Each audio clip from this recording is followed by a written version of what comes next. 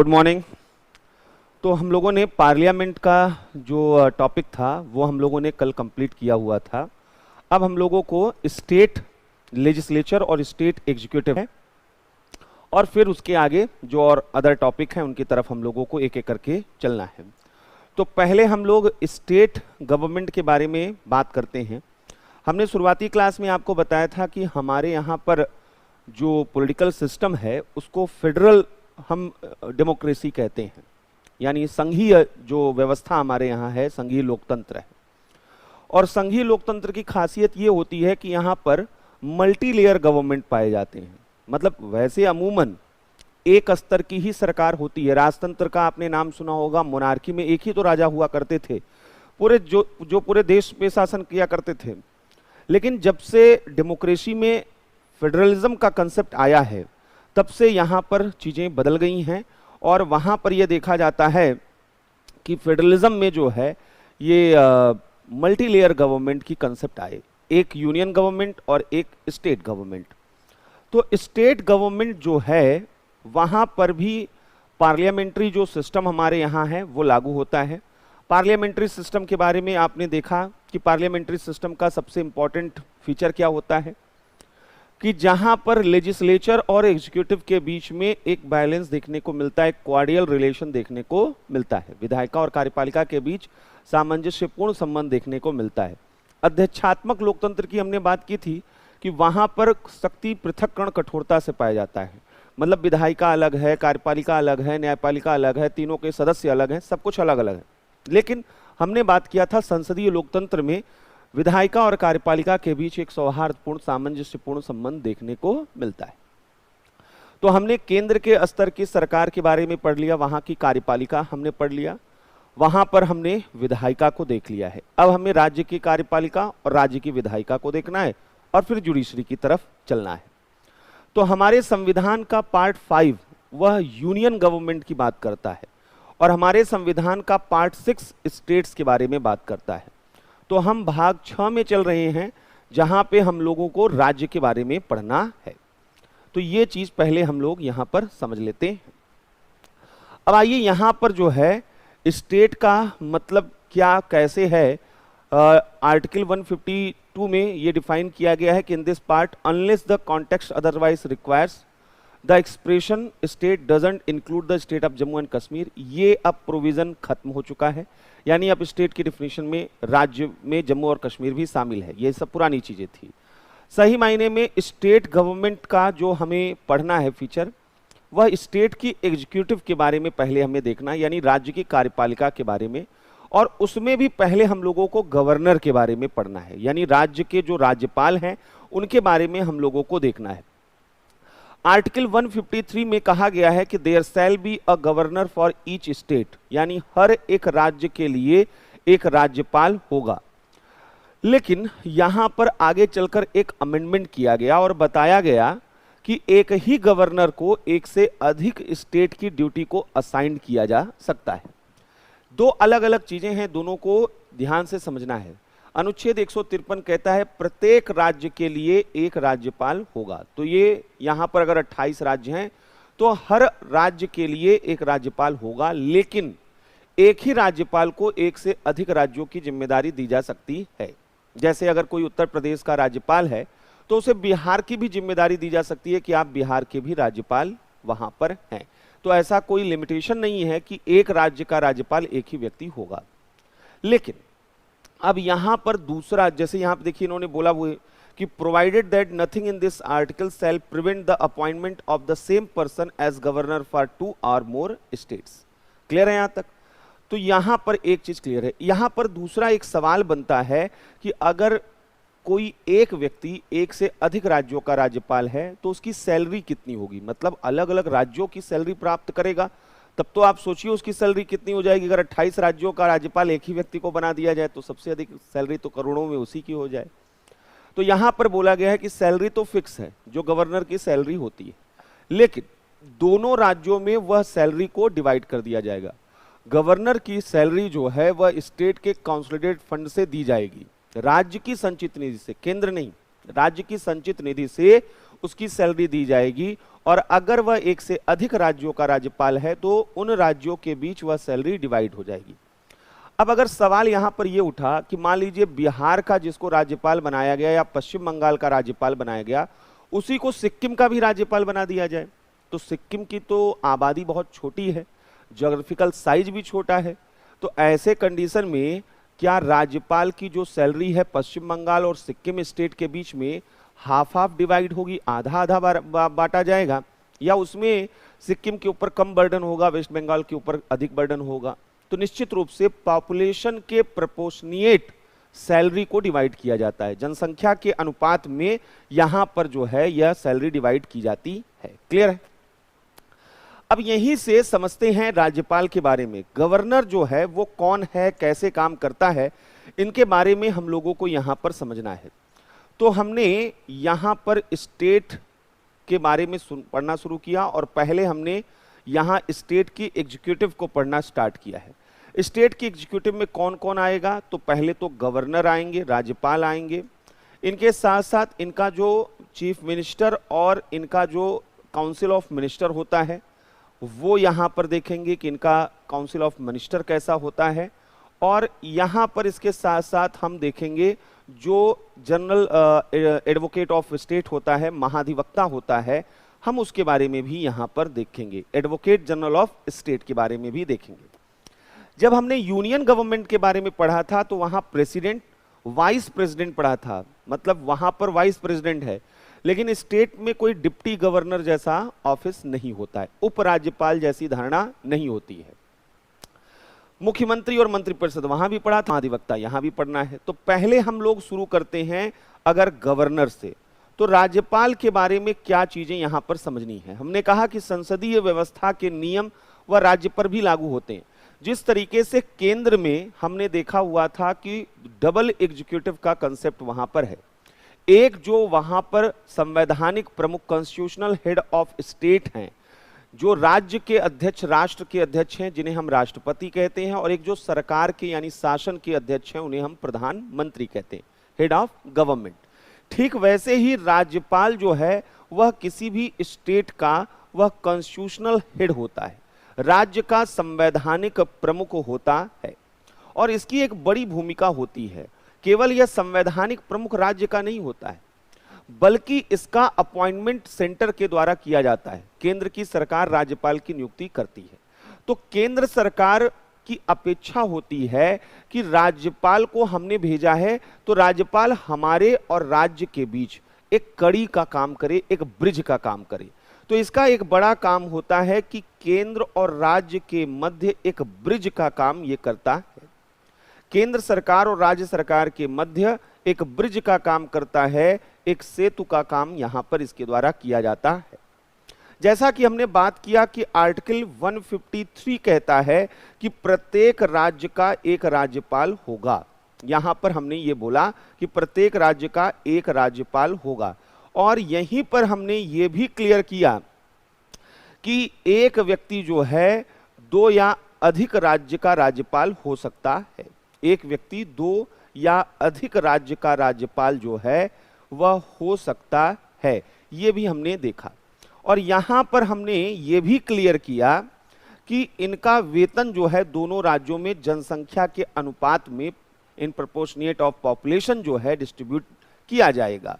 तो इनका जो वेतन है वह दोनों राज्यों में, वेतन जो है ऐसे राज्यों में जनसंख्या के अनुपात में वह विभाजित किया जाएगा, ऐसे राज्यों में जनसंख्या के अनुपात में विभाजित किया जाएगा। अब इसी के आगे अगर हम देखें कि कैसे इनको अपॉइंट किया जाता है, क्या इनका प्रोसेस है, ये सब चीजें यहां पर देखना है।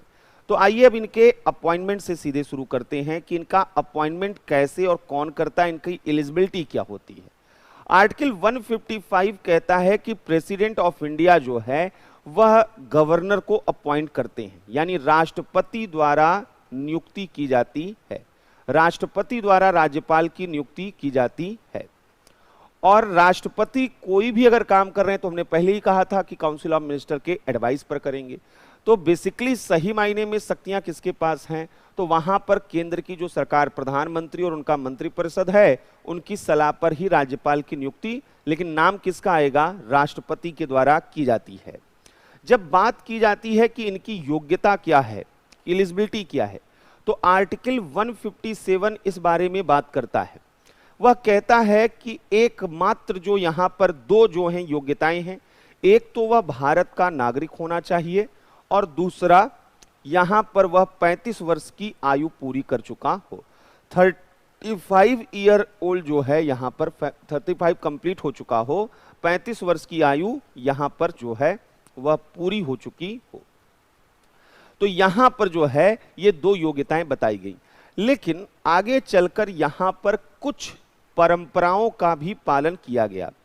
तो कुछ परंपराएं भी हैं जो गवर्नर के अपॉइंटमेंट में फॉलो की जाती हैं।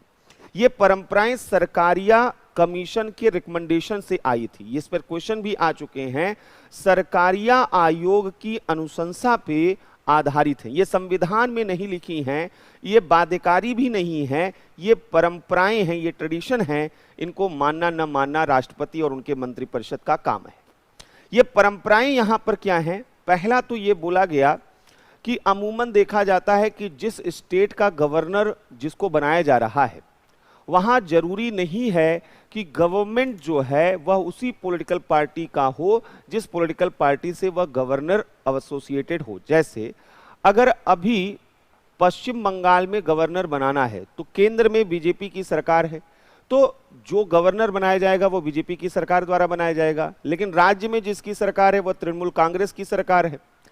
कोई ऐसा व्यक्ति जो बंगाल की राजनीति से जुड़ा हुआ हो और तृणमूल कांग्रेस के साथ उसके विद्वेषपूर्ण संबंध हो, उसके वहां पर हेट्रेड वाले रिलेशन, राइवरली वाले रिलेशन हो, तो राज्यपाल अपने मंत्रिपरिषद के साथ, यानी ममता जी के मंत्रिपरिषद के साथ अच्छे तरीके से काम कहां कर पाएगा। इसलिए बोला गया कि गवर्नर ऐसा व्यक्ति होना चाहिए जो उस स्टेट के जहां का उसको गवर्नर बनाया जा रहा है वहां का पार्टी पॉलिटिक्स जो है, वहां के लोकल पार्टी पॉलिटिक्स से वो जुड़ा हुआ न हो, यानी आउटसाइडर होना चाहिए। तो पहला बोला गया कि राज्यपाल स्थानीय दलीय राजनीति से जुड़ा हुआ न हो, लोकल पार्टी पॉलिटिक्स से, स्थानीय दलीय राजनीति से संबंधित न हो, लोकल पार्टी पॉलिटिक्स से फ्री हो। तो यहां पर पहली चीज है कि वह जो है स्थानीय दलीय राजनीति से संबंधित न हो, आउटसाइडर हो, यानी कोई बाहरी व्यक्ति होना चाहिए और कोई योग्य व्यक्ति होना चाहिए। दूसरा कि गवर्नर का अपॉइंटमेंट करने के पहले उस स्टेट के चीफ मिनिस्टर से एडवाइस जरूर लिया जाए, क्योंकि गवर्नर को उस स्टेट के चीफ मिनिस्टर के साथ काम करना है। तो यहां पर बोला गया है कि नियुक्ति के पूर्व, बिफोर अपॉइंटमेंट, नियुक्ति के पूर्व जो है वह कंसर्न्ड स्टेट के चीफ मिनिस्टर से भी कंसल्ट किया जाए, संबंधित राज्य के मुख्यमंत्री से परामर्श किया जाना चाहिए। ये दो ऐसे ट्रेडिशन हैं, कन्वेंशन हैं जिनको फॉलो किया जाता है, इनको फॉलो किया जाता है। ये कॉन्स्टिट्यूशन में यहां पर मेंशन नहीं है। तो ये दो चीजें यहां पर समझनी थी। अब तीसरी चीज जो यहां पर समझनी है कि राज्यपाल का जब अपॉइंटमेंट हो जाता है तो वहां पर उनको शपथ दिलाई जाती है, उनको ओथ दिलाया जाता है। और यह ओथ जो है वह कैसा है? ठीक वैसे ही जैसे हमने प्रेसिडेंट के बारे में पढ़ा था, वैसा ही ओथ का देखिए प्रोविजन यहां पर किया गया है। Oath or affirmation by the governor, article 159 में एक आर्टिकल में मेंशन किया गया है। बाकी लोगों का हमने अभी तक देखा, किसी का ओथ जो है फॉर्मेट वह कॉन्स्टिट्यूशन में लिखा हुआ नहीं है, बल्कि कॉन्स्टिट्यूशन के किसी आर्टिकल में नहीं लिखा हुआ है, बल्कि वह शेड्यूल में लिखा हुआ है।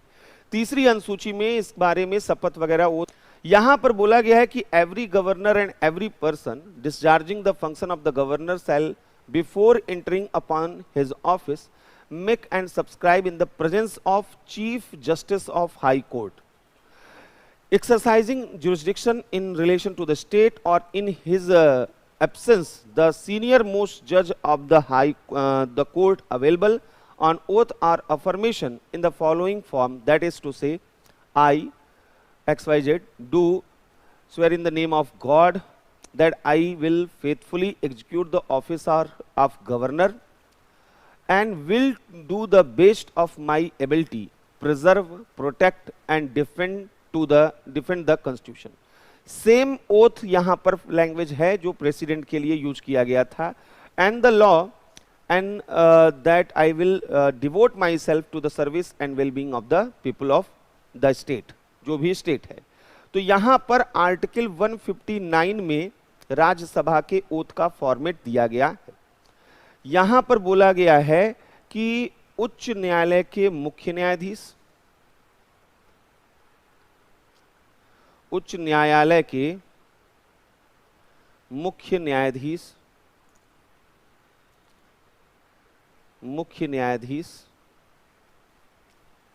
या उनकी अनुपस्थिति में वरिष्ठतम न्यायाधीश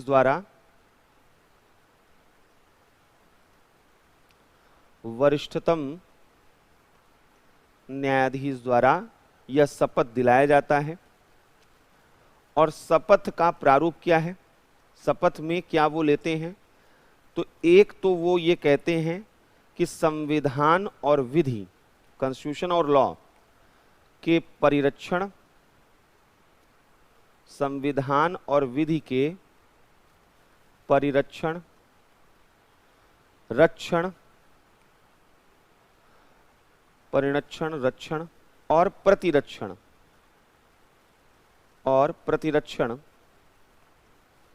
का शपथ जो है वो लेते हैं. और दूसरा वो ये भी कहते हैं कि I will devote myself to the service and wellbeing of the people of state, राज्य के लोगों के कल्याण और सेवा के लिए समर्पण, राज्य के लोगों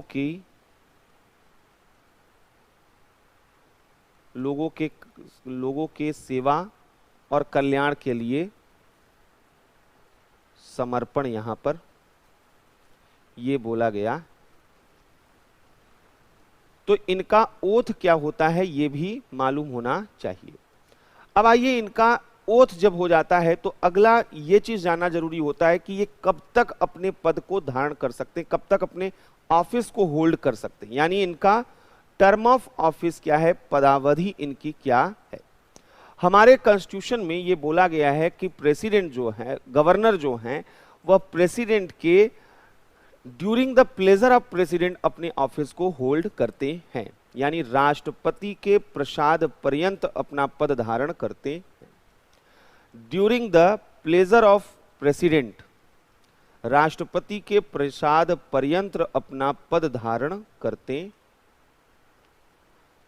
मतलब इसका क्या होता है प्रसाद पर्यंत का, यानी उनकी खुशी पर, उनके प्लेजर पर जो है उनका ऑफिस है. यानी कि गवर्नर का कोई निश्चित कार्यकाल नहीं होता है, कोई फिक्स टेन्योर इनका नहीं होता है, कभी भी इनको हटाया जा सकता है, कोई निश्चित कार्यकाल नहीं है. राष्ट्रपति जब चाहे तब हटा सकते हैं और इनको हटाने का कोई आधार या प्रक्रिया संविधान में नहीं दिया गया है. संविधान में हटाने या संविधान में इन्हें रिमूव करने के, इन्हें हटाने के आधार व प्रक्रिया का उल्लेख नहीं है. किस ग्राउंड पर और किस प्रोसीजर के थ्रू इनको हटाया जाएगा, कोई चीज यहां पर नहीं है, वह प्रक्रिया का उल्लेख नहीं. यानी बिना किसी ग्राउंड के और बिना किसी एक प्रोसीजर को फॉलो किए हुए बस एक आदेश आएगा और प्रेसिडेंट के आदेश पर गवर्नर को अपना ऑफिस छोड़ना पड़ जाएगा. तो एक तो ये जनरल इंफॉर्मेशन जो गवर्नर से रिलेटेड इंपॉर्टेंट हैं, ये हम लोग देख रहे थे.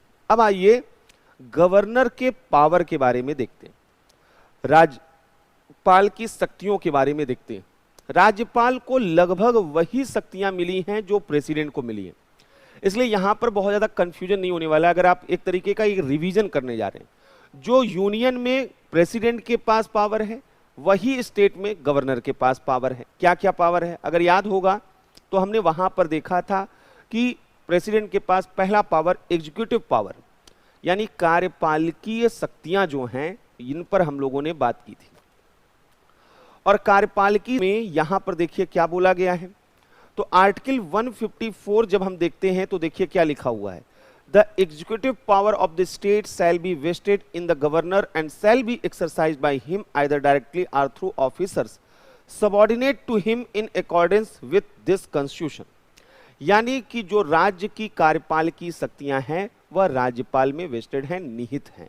तो कार्यपालिकी शक्तियां सही मायने में राज्य की किसमें है, राज्यपाल में। केंद्र की राज्य संघ की जो कार्यपालिकी शक्तियां हैं वो किसमें निहित थी, प्रेसिडेंट में। लेकिन एक चीज और यहां पर समझने वाली चीज है, इस आर्टिकल को एक दूसरे आर्टिकल के साथ क्लब करके पढ़ने की जरूरत है, और वह है आर्टिकल 163। ये देखिए क्या कहता है, there shall be a council of minister with the chief minister at the head to aid and advise the governor in the exercise of his function except in so far as he is by or under this constitution required to exercise his function or any of them in his discretion। तो पहले दो part इसके हैं। पहला part कहता है कि governor को एड और एडवाइस देने के लिए, सहायता और सलाह देने के लिए मुख्यमंत्री की अध्यक्षता में एक मंत्रिपरिषद होगी, और जो मुख्यमंत्री और मंत्रिपरिषद का सलाह है वो गवर्नर के लिए बाइंडिंग है, यानी बाध्यकारी है। जैसे राष्ट्रपति के लिए था वैसे ही गवर्नर के लिए है। लेकिन वहां और यहां में एक अंतर है, क्योंकि यहां पर एक्सेप्शन दिया हुआ है। देखिए आगे लिखा है एक्सेप्ट इन सो फार, लेकिन ऐसे मामलों में छोड़कर। कौन से मामलों में? राष्ट्रपति मुख्यमंत्री और मंत्रिपरिषद की सलाह मानने के लिए बाध्य नहीं है, वो आगे बोला गया है। Except in so far as he is by और अंडर दिस कॉन्स्टिट्यूशन, इस संविधान के अधीन या संविधान के द्वारा, जहां उससे यह रिक्वायर्ड है गवर्नर से कि वह अपने डिस्क्रिशन, अपने वह विवेकाधीन शक्तियों का इस्तेमाल करे। यानी एक चीज तो क्लियर है कि प्रेसिडेंट की तुलना में गवर्नर के पास एक एक्स्ट्रा फीचर तो यहां पे मिल गया। प्रेसिडेंट के पास कोई कॉन्स्टिट्यूशनल डिस्क्रिशन जैसा शब्द वहां इस्तेमाल नहीं किया गया था। वहां आर्टिकल 74 में केवल इतना बोला गया था कि राष्ट्रपति की सहायता सलाह देने के लिए मुख्यमंत्री और प्रधानमंत्री और मंत्रिपरिषद होगा, जिसकी सलाह के अनुसार उन्हें कार्य करना होगा। लेकिन गवर्नर के लिए कहा गया है कि आपके लिए भी मुख्यमंत्री और मंत्रिपरिषद होगा, जिसकी सलाह के अनुसार काम करेंगे आप। लेकिन आप चाहें तो जहां संविधान ने आपको कॉन्स्टिट्यूशनल डिस्क्रिशन दिया है, संवैधानिक विवेकाधिकार दिया है, वहां आप मुख्यमंत्री और मंत्रिपरिषद की सलाह के बिना भी वह अपने विवेक से कोई भी निर्णय ले सकते हैं। तो दो पक्ष हैं राज्यपाल के। एक जगह पर वह उसी तरीके से काम करेगा जो मुख्यमंत्री और मंत्रिपरिषद कहेगा, और दूसरी जगह वह अपने विवेकाधीन शक्तियों का इस्तेमाल कर सकता है, जहां पर उसे मुख्यमंत्री और मंत्रिपरिषद की सलाह की जरूरत नहीं पड़ेगी। लेकिन वो चीजें संविधान में लिखी होनी चाहिए, तो आगे हम उस पर बात करेंगे। तो यहां पर राज्य की कार्यपालिकी शक्तियों की अगर हम बात करें तो आर्टिकल 154 कहता है कि राज्य की कार्यपालिका शक्ति, राज्य की कार्यपालिका शक्ति राज्यपाल में निहित है, राज्यपाल में निहित है। और वहीं पर हमने कहा आर्टिकल 163 अगर इसके साथ जोड़ दिया जाए तो यह कहता है कि राज्यपाल उन प्रावधानों को छोड़कर, उन प्रावधानों को छोड़कर, उन प्रावधानों को छोड़कर जिसमें उसे संविधान के तहत विवेकानुसार कार्य करने की अपेक्षा की गई है, कार्य करने की अपेक्षा की गई है, अन्य मामलों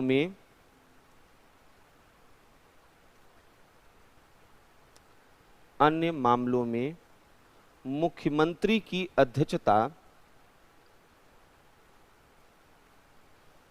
मुख्यमंत्री की अध्यक्षता वाली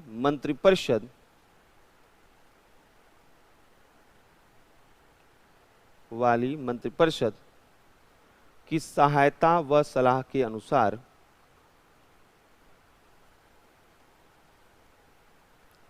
कार्य करेगा।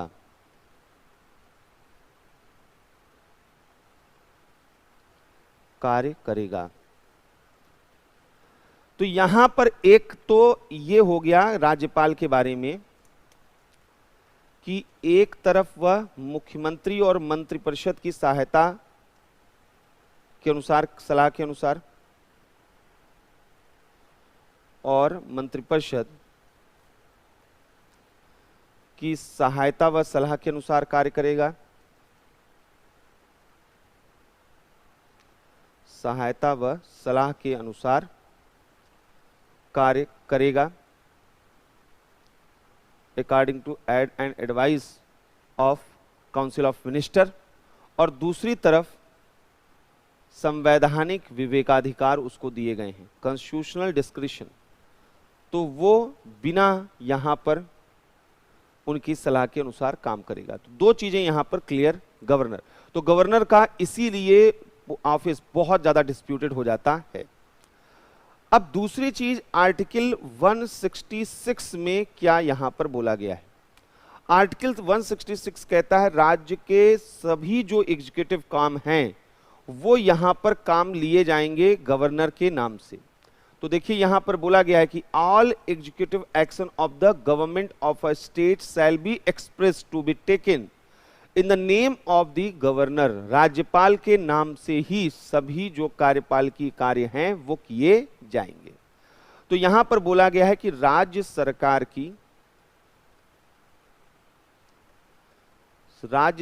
की समस्त कार्यपालकीय कार्रवाइयां,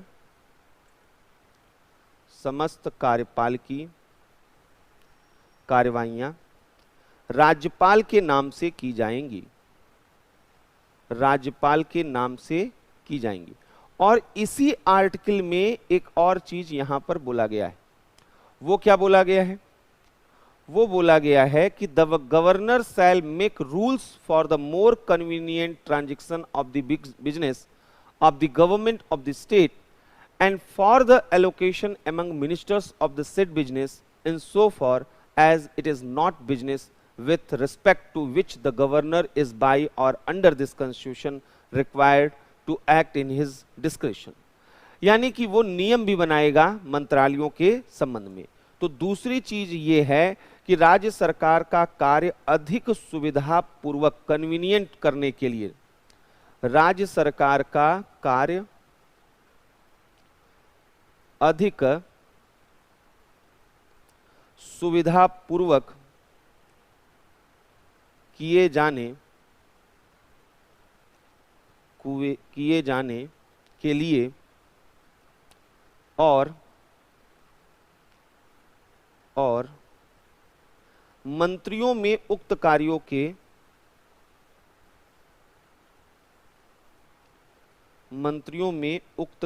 के आवंटन के लिए नियम, उक्त कार्यों के आवंटन के लिए नियम बनाएगा। तो ये चीज यहां पर बोली गई है। इसके अलावा गवर्नर कई ऑफिसेस पर अपॉइंटमेंट भी करता है, नियुक्ति भी करता है गवर्नर के द्वारा, और उनकी जो है वहां पर रिमूवल भी करता है। जैसे मुख्यमंत्री को कौन अपॉइंट करता है? तो गवर्नर अपॉइंट करता है। अदर मिनिस्टर्स को कौन अपॉइंट करता है? तो गवर्नर अपॉइंट करता है। महाधिवक्ता एडवोकेट जनरल ऑफ स्टेट को कौन अपॉइंट करता है? तो यहां पर गवर्नर करता है। राज्य जो यहां पर निर्वाचन आयुक्त, स्टेट इलेक्शन कमिश्नर होते हैं, उनको कौन अपॉइंट करता है? तो गवर्नर अपॉइंट करता है। राज्य निर्वाचन आयुक्त को वही अपॉइंट करता है। गवर्नर ही राज्य लोक सेवा आयोग के जो चेयरमैन और मेंबर्स होते हैं उनको वह अपॉइंट करता है। राज्य लोक सेवा आयोग के अध्यक्ष व सदस्य, इनको भी इसी के द्वारा अपॉइंट किया जाता, गवर्नर के द्वारा किया जाता है। जो सबऑर्डिनेट कोर्ट में जजेस होते हैं, सुप्रीम कोर्ट और हाई कोर्ट के जजेस को प्रेसिडेंट अपॉइंट करते हैं, सुप्रीम कोर्ट और हाई कोर्ट के। लेकिन जो सबऑर्डिनेट कोर्ट, निचली अदालतें होती हैं, जिला अदालतें होती हैं, उनके न्यायाधीशों को गवर्नर के थ्रू अपॉइंट किया जाता है। अधीनस्थ न्यायालय के न्यायाधीश जो हैं यहाँ पर, और जितने भी वाइस चांसलर हैं यानी कुलपति होते हैं, इन सबको भी जो है यहाँ पर उसी के द्वारा अपॉइंट किया जाता है।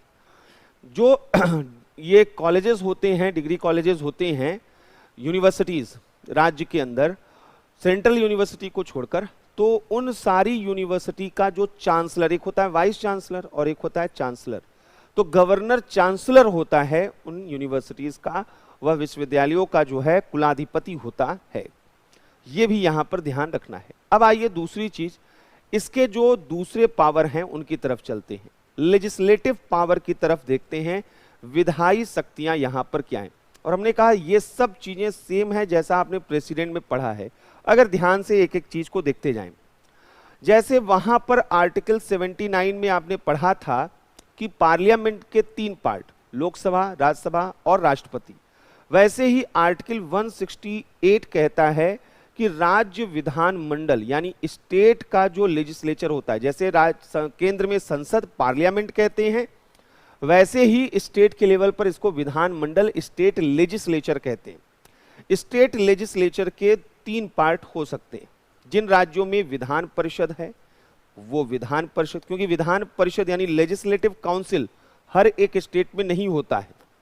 दूसरा लेजिस्लेटिव असेंबली यानी विधानसभा, और तीसरा जो है गवर्नर। ये इसका मतलब है कि गवर्नर स्टेट लेजिस्लेचर का पार्ट माना जाता है। क्यों?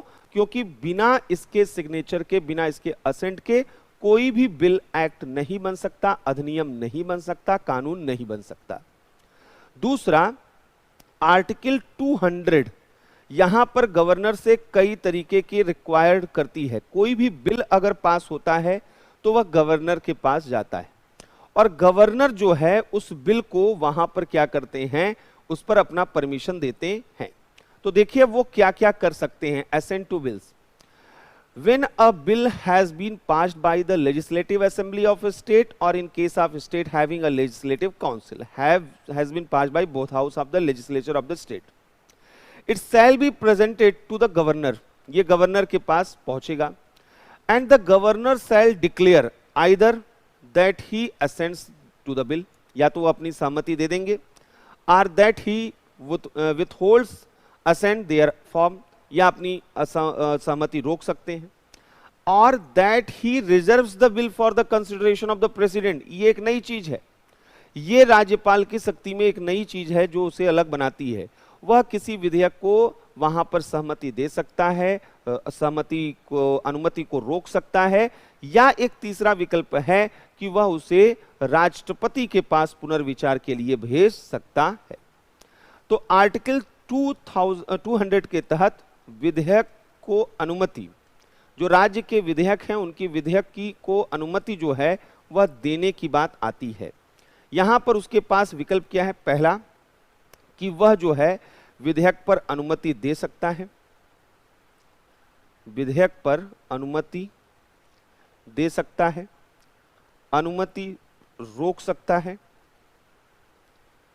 अनुमति रोक सकता है। अनुमति अगर रोक लेता है तो इसी को एब्सोल्यूट वीटो कहते हैं, यानी राज्यपाल के पास भी एब्सोल्यूट वीटो होता है। वह क्या कर सकता है? वह विधानमंडल के पुनर्विचार के लिए, वह विधानमंडल के पुनर्विचार के लिए for reconsideration of state by state legislature, वो रिटर्न कर सकता है बिल को विधानमंडल के पुनर्विचार के लिए वापस लौटाना, वापस लौटाना, यानी वह बिल को वापस रिटर्न कर सकता है। और ये सस्पेंसिव वीटो का रूप होता है, निलंबनकारी वीटो भी उसके पास होता है। तो एक यहां पर भी उसके पास है। और तीसरा जो इंपॉर्टेंट चीज है कि किसी विधेयक को राष्ट्रपति के लिए आरक्षित कर सकता है, किसी विधेयक को राष्ट्रपति के लिए आरक्षित कर सकता है, राष्ट्रपति के लिए आरक्षित कर सकता है। यानी वो बिल जो है अब अगर वह पारित होगा, अधिनियम बनेगा, तो राष्ट्रपति की अनुमति से बनेगा, राज्यपाल उसको उनके पास भेज देते हैं। आगे हम पढ़ेंगे कि ऐसा क्यों कैसे किया जाता है।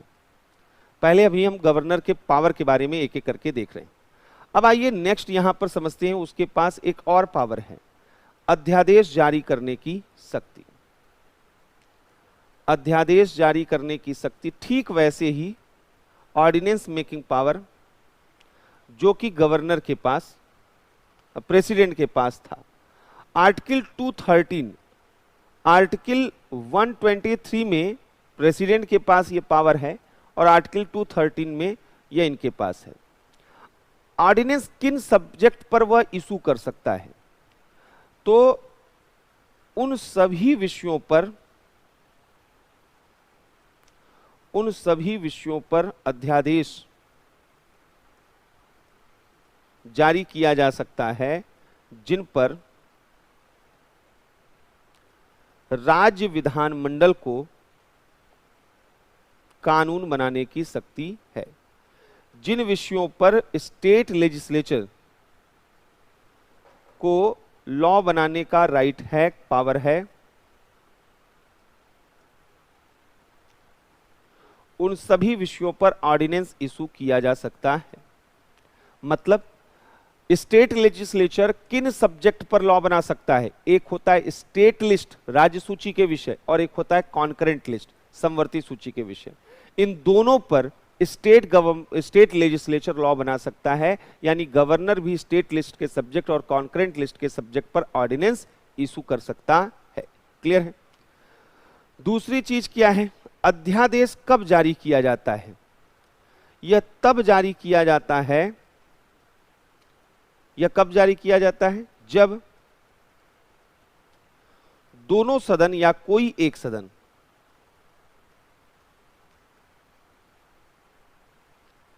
सत्र में न हो, कोई एक हाउस या दोनों हाउस सेशन में न हो, सत्र में न हो, और इमीडिएट एक्शन, तत्काल कार्रवाई की आवश्यकता हो। तत्काल कार्रवाई की आवश्यकता हो, तब ऑर्डिनेंस इशू किया जा सकता। अध्यादेश जारी करने के बाद क्या होगा? तो बोला गया है कि जब विधानमंडल का पुनः सम्मेलन होगा, रीअसेंबल होगा, जब स्टेट लेजिस्लेचर, जब विधानमंडल का पुनः सम्मेलन होगा, तो 6 सप्ताह के भीतर, विद इन 6 वीक, ऑर्डिनेंस को स्टेट लेजिस्लेचर का परमिशन मिल जाना चाहिए, अप्रूवल मिल जाना चाहिए, के भीतर अध्यादेश को राज्य विधानमंडल की अनुमति मिल जानी चाहिए। राज्य विधानमंडल की अनुमति मिल जानी चाहिए। तो ऑर्डिनेंस के बारे में ये यहां पर आपको देखना था। ये ऑर्डिनेंस जो है आर्टिकल 213 में यहां पर बोला गया है, जो यहां पर हम लोग देख रहे थे। तो देखिए क्या बोला गया है, if at any time except when the legislative assembly of state is in session or where there is a legislative council in a state, except when both house of the legislature are in session, the governor is satisfied that circumstances exist which render it necessary for him to take immediate action, he may promulgate such ordinance as the circumstances appear to him to require, provided that the governor shall not without instruction from the president promulgate any such ordinance. अध्यादेश तो किसी भी विषय पर जारी किया जा सकता है जिन विषयों पर संसद को, राज्य विधानमंडल को कानून बनाने का अधिकार है, लेकिन कुछ ऐसे सब्जेक्ट हैं जिन पर गवर्नर के पास शक्ति तो ऑर्डिनेंस इशू करने की है, लेकिन वो इतने क्रिटिकल इशू होते हैं कि उस पर ऑर्डिनेंस इशू करने के पहले उसे प्रेसिडेंट का परमिशन लेना पड़ेगा। तो governor shall not without instructions from the president promulgate any such ordinance. कौन कौन से उनके इंस्ट्रक्शन पर? A bill containing the same provisions would under this constitution have required the previous sanction of the president for the introduction thereof into the legislature. ऐसे विधेयक जिसमें राष्ट्रपति की पूर्व अनुमति की जरूरत हो, राज्य के ऐसे विधेयक, क्या ऐसा कोई विधेयक स्टेट का होता है जहां पर प्रेसिडेंट का प्रायर जो है परमिशन लेना जरूरी होता है? तो हाँ, ऐसा होता है। जो इंटर स्टेट ट्रेड से रिलेटेड अंतरराज्यीय व्यापार पर रिस्ट्रिक्शन लगाने वाले बिल हैं, अगर ऐसा स्टेट का कोई बिल है तो प्रेसिडेंट से पहले ही उसे क्या लेना होता है? परमिशन लेना होता है, तभी वो इंट्रोड्यूस किया जा सकता है। तो ऐसे अगर किसी विषय पर ऑर्डिनेंस इशू करना है तो आपको प्रेसिडेंट से निर्देश लेना होगा, इंस्ट्रक्शन देना होगा। दूसरा, he would have deemed it necessary to reserve a bill containing the same provision for the consideration of the president। अगर वह प्रेसिडेंट के रिजर्व कर उनके कंसिडरेशन के लिए रिजर्व कोई बिल किया गया है तो उनके बिना इंस्ट्रक्शन के आप ऑर्डिनेंस उस विषय पर इशू नहीं कर सकते हैं। और an act of the legislature of the state containing the same provision would under this constitution have been invalid unless having been reserved for the consideration of the president it had received the assent of the president। यानी अगर राष्ट्रपति के लिए कोई विधेयक आरक्षित किया गया है तो जब तक राष्ट्रपति उस पर कोई अनुमति या नहीं देते या उसको रिजेक्ट नहीं कर देते हैं तब तक गवर्नर उस विषय पर वह ऑर्डिनेंस इशू नहीं कर सकता है। तो ऑर्डिनेंस इशू करने के पहले उसे प्रेसिडेंट से इंस्ट्रक्शन लेना होगा अगर उस बिल में यह अपेक्षा या एक्सपेक्टेशन है कि वहां पर प्रेसिडेंट का प्रायर कंसेंट जरूरी है या वो under consideration for president reserve रखा गया है, तो ऐसी स्थिति में वहां पर ऑर्डिनेंस इशू नहीं किए जा सकते हैं। फिर आगे क्या बोला गया है? An ordinance promulgated under this article shall have the same force and effect as an act of the legislature of the state assented to by the governor, but every such ordinance shall be laid before the legislative assembly of the state or where there is a legislative council in the state before both the house and shall cease to operate at the expiration of 6 weeks from the reassembly of the legislature, or if before the expiration of the provided a resolution disapproving it is passed by the legislative assembly and agreed to by the legislative council, if any upon the passing of the resolution or as the case may be on the resolution being agreed to by the council। या फिर तीसरा विकल्प क्या है? May be withdraw at any time bye the governor, उसको कभी भी वहां पर वापस लिया जा सकता है। तो ये तो था यहां पर अध्यादेश के बारे में ये सारी चीजें। इसके अतिरिक्त अन्य जो हैं शक्तियां, यहां पर जो विधायी शक्तियां हैं वहां पर हमने कहा कई अन्य विधायी शक्तियां उसके पास हैं। जैसे क्या क्या है जो प्रेसिडेंट के पास थी कि विधानमंडल के सत्र को जो है आहूत करता है। जो राज्य विधानमंडल है, राज्य स्टेट लेजिस्लेचर के सेशन को सम्मन कौन करता है? तो सत्र आहूत करना। प्रोरोगेशन करता कौन है? सत्रावसान कौन करता है? गवर्नर करता है, सत्रावसान करता है। विधानसभा स्टेट लेजिस्लेटिव असेंबली को डिसॉल्व कौन करता है? गवर्नर करता है। ये सब गवर्नर के पावर हैं। विधानसभा का विघटन यहां पर वह करता है। इसके अलावा क्या है? वह स्पेशल एड्रेस भी देता है, विशेष अभिभाषण देता है हर जनरल इलेक्शन के बाद और हर ईयर फर्स्ट सेशन पे वह अभिभाषण देता है। विधानमंडल को मैसेज भी देता है कि किसी पेंडिंग बिल को लेकर या किसी अन्य विषय को लेकर विधानमंडल को संदेश भी भेजता है। तो ये सब पावर भी इसके पास यहां पर है। तो एक चीज तो यहां पर यह समझना था कि उसके लेजिस्लेटिव पावर क्या हैं गवर्नर के। अब आइए यहां पर इसके तीसरे और इंपॉर्टेंट पावर की तरफ चलते हैं, यानी जो जुडिशियल पावर कहा जाता है लेकिन टेक्निकल टर्म में वह एडमिनिस्ट्रेटिव पावर है। अब किताबों में और हर जगहों पे आप जब पढ़ते हैं प्रेसिडेंट या गवर्नर के क्षमादान की शक्ति तो वहां जुडिशियल पावर लिखा होता है। हमने भी आपको जब बताया तो न्यायिक शक्ति बताया था, लेकिन फिर हमने उसी में क्लियर किया था, अगर आपको याद हो, कि केहर सिंह केस में जुडिशरी ने यह बोला कि यह प्रेसिडेंट का एडमिनिस्ट्रेटिव पावर है, यानी प्रशासनिक शक्ति है। तो अगर कभी एग्जाम में आए तो ये चीजें ध्यान रखिएगा। अब आइए यहां पर जो इनके पर्डन का पावर है, क्षमादान की शक्ति है, वो भी देख लेते हैं। गवर्नर को क्षमादान की शक्ति या न्यायिक शक्ति जिसे आप कहते हैं वो मिला हुआ है। यानी अगर जो है कोर्ट यहां पर, हमारे यहां सबऑर्डिनेट कोर्ट, हाई कोर्ट और फिर कौन है? Supreme court. अगर फाइनल कोर्ट यानी सुप्रीम कोर्ट का डिसीजन आ चुका है या हाई कोर्ट का भी डिसीजन या सबऑर्डिनेट कोर्ट का डिसीजन आ चुका है, डिसीजन अगर आ चुके हैं तो हम गवर्नर के पास जा सकते हैं क्षमा के लिए, पर्डन के लिए। लेकिन यह सवाल यहां पर उठता है कि वह किन विषयों पर क्षमा देगा और किन विषयों पर क्षमा नहीं देगा। तो यहां पर आर्टिकल जो है वह देखिए 161 में power of governor to grant pardon and to suspend, remit or commute sentence in certain cases. तो क्या है वो एक बार देखते हैं। तो बोला गया है the governor of state shall have the power to grant pardons, reprieves, respites or remission of punishment or to suspend, remit or commute the sentence of any person. कौन से मामले में? Convicted of any offence against any law relating to a matter to which the executive power of the state exist. ऐसे कानूनों के विरुद्ध अपराध के लिए जहां पर राज्य की कार्यपालिका शक्ति का विस्तार है। तो ये जो है राज्य के जो मामले हैं केवल वहीं पे क्षमादान दिया जा सकता है। तो आर्टिकल 161 कहता है उन विषयों पर यह क्षमादान दे सकता है, उन विषयों पर या उन कानूनों के विरुद्ध, उन कानूनों के विरुद्ध, ये देखिए क्या लिखा है कि any offence against any law.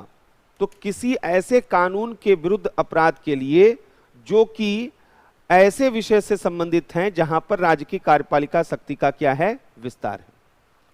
उन कानूनों के विरुद्ध अपराध के संबंध में जहां राज्य की कार्यपालिका शक्ति का विस्तार है।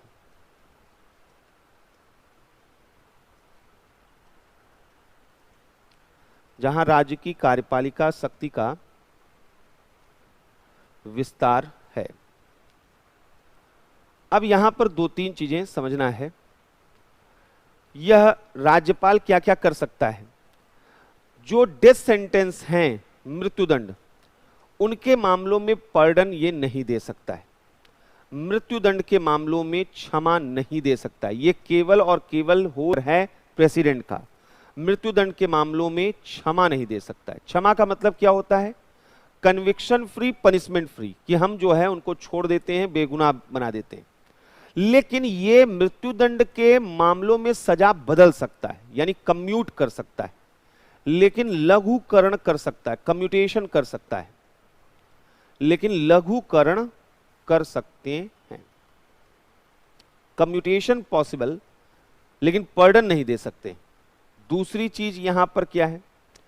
राज्यपाल जो मिलिट्री कोर्ट होते हैं, आर्म्स के कोर्ट होते हैं, आर्म फोर्सेस के, उनके जो डिसीजन है उनके अगेंस्ट वो क्षमा नहीं दे सकते। वो काम केवल प्रेसिडेंट का है। तो राज्यपाल सैन्य न्यायालयों के निर्णयों के विरुद्ध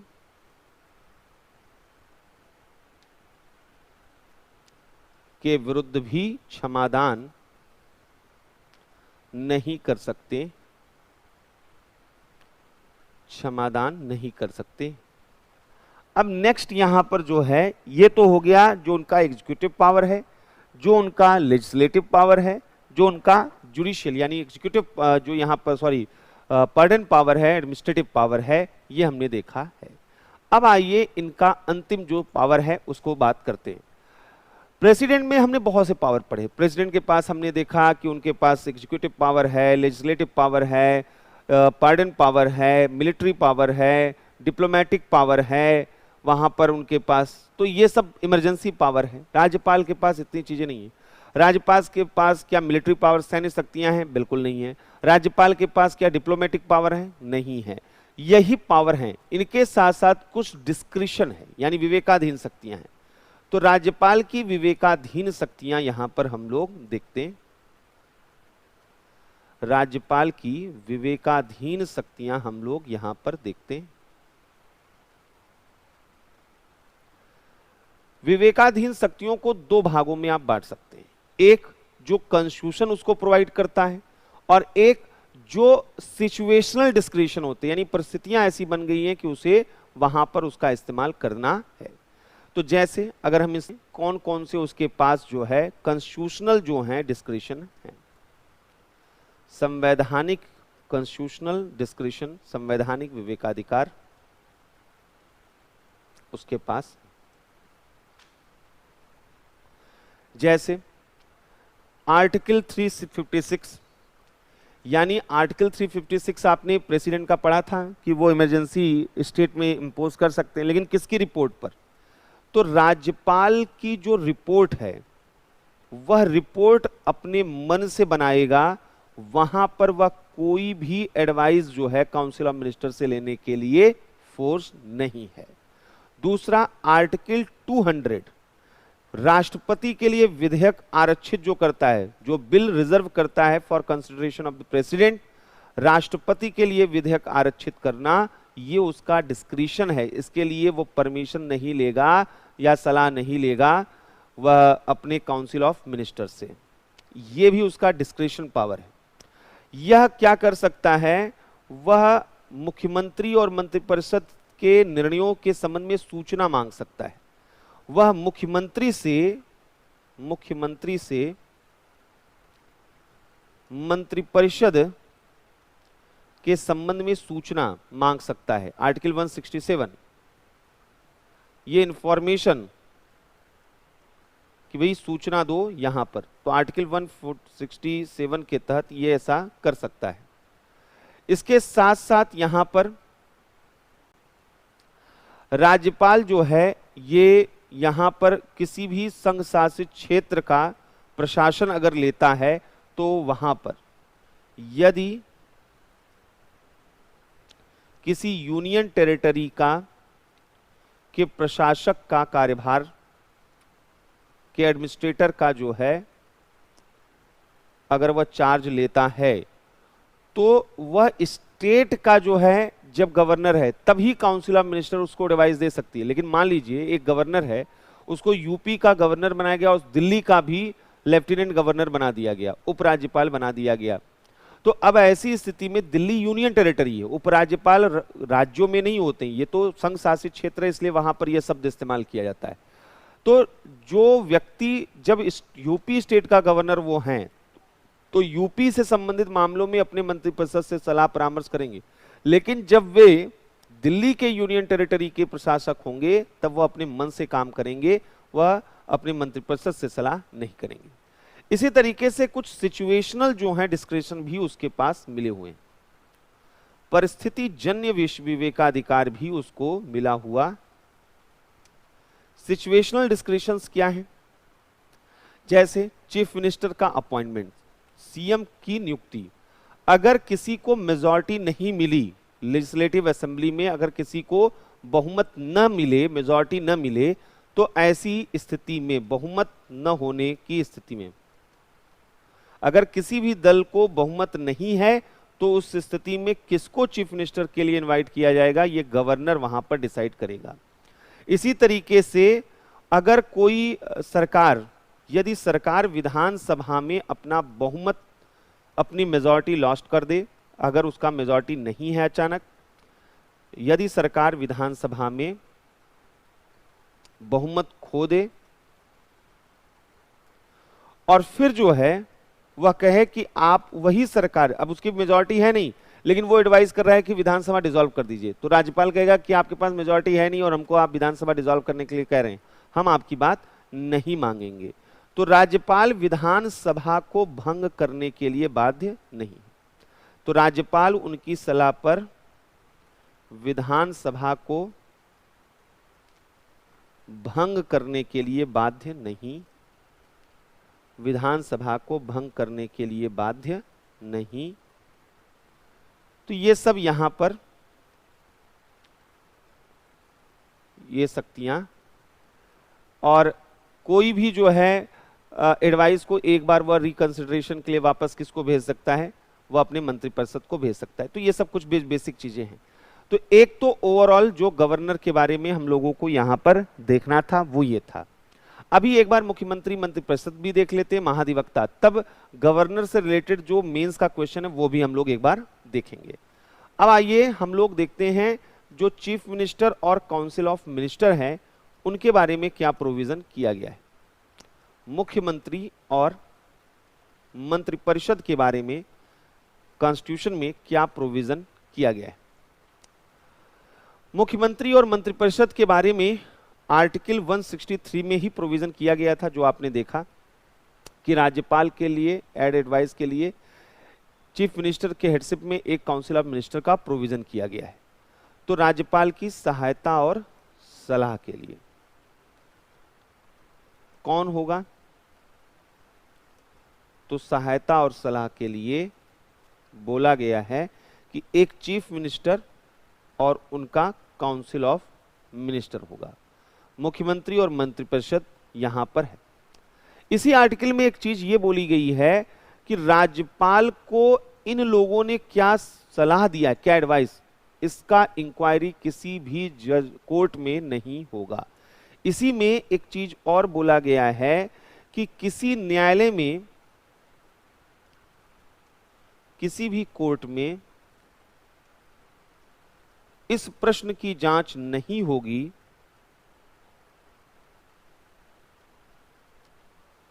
नहीं कि क्या मंत्रियों ने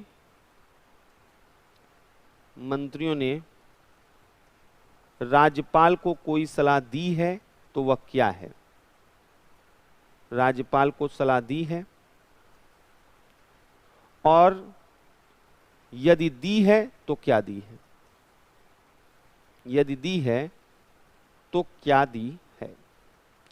इसकी जांच वह किसी कोर्ट में नहीं हो सकता।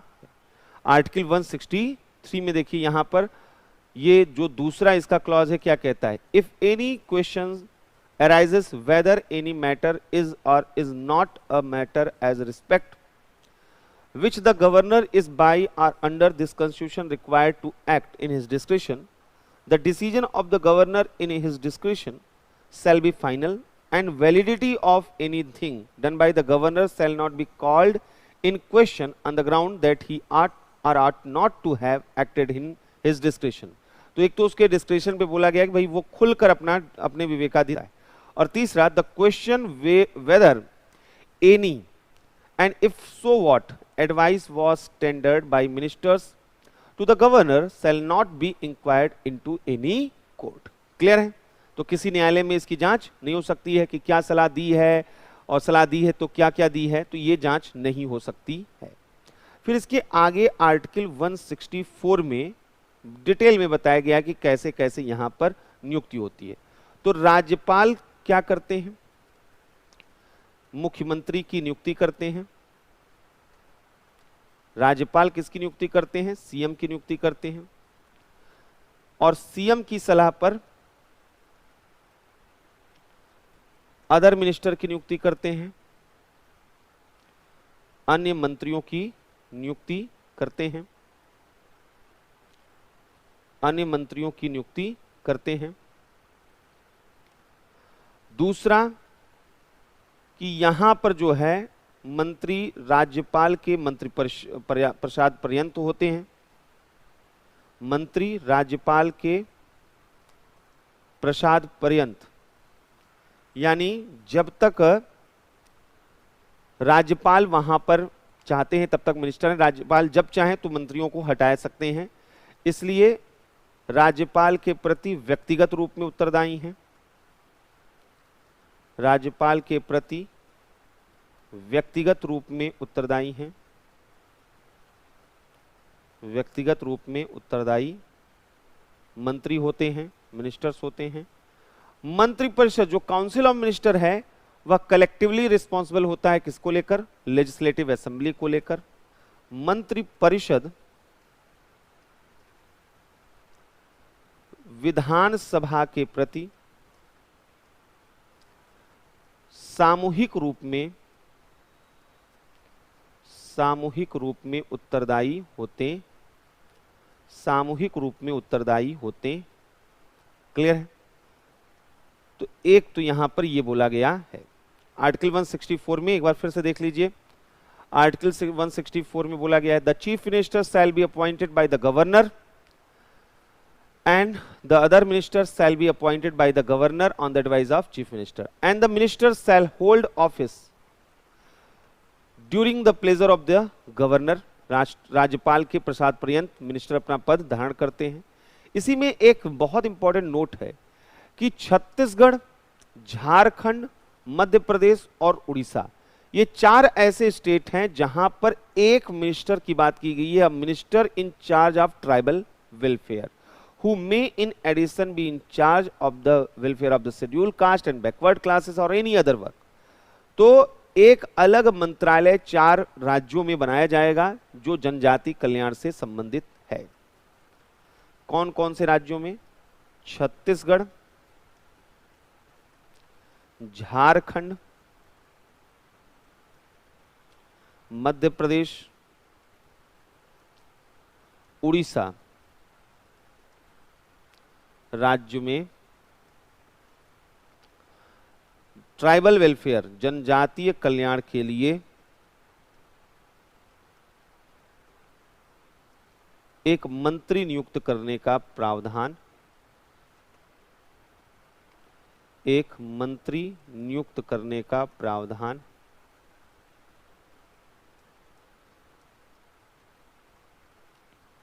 नियुक्त करने का प्रावधान है। तो कौन कौन से स्टेट में? छत्तीसगढ़, झारखंड, मध्य प्रदेश और उड़ीसा। यहां पर एक ट्राइबल वेलफेयर मिनिस्टर, ये कॉन्स्टिट्यूशन में ही लिख दिया गया है, ये राज्यों पे नहीं छोड़ा। वैसे तो कौन कौन सा मंत्रालय होगा नहीं होगा ये तो प्राइम मिनिस्टर और चीफ मिनिस्टर का अपना काम होता है। पोर्टफोलियो का डिसीजन लेना ये प्राइम मिनिस्टर और चीफ मिनिस्टर का काम होता है कि आज इसको मंत्रालय बनाया जा रहा है, कल उसको मंत्रालय बनाया जा रहा है, वो लोग बनाते हैं। जैसे अभी आपने सुना ना कि केंद्र सरकार में एक नया मंत्रालय गठित हुआ है, सहकारिता मंत्रालय। केंद्र सरकार में एक नई चीज स्टार्ट हुई है जिसे हम सहकारिता मंत्रालय कहते हैं। अमित शाह जी को उसकी जिम्मेदारी दी गई है, गृह मंत्री होने के साथ साथ सहकारिता मंत्री भी उनको बनाया गया। तो ये नया पोर्टफोलियो क्रिएट किया, ये गवर्नमेंट का अपना डिसीजन है, प्राइम मिनिस्टर और उनके काउंसिल ऑफ मिनिस्टर का।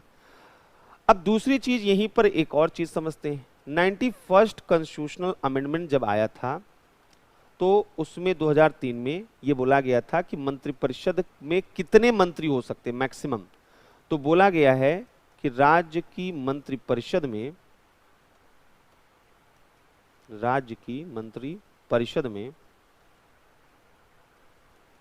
मुख्यमंत्री सहित इंक्लूडिंग चीफ मिनिस्टर मंत्रियों की कुल संख्या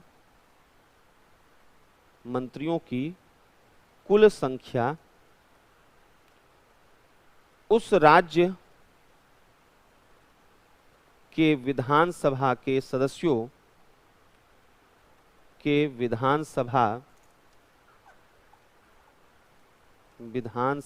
के सदस्यों की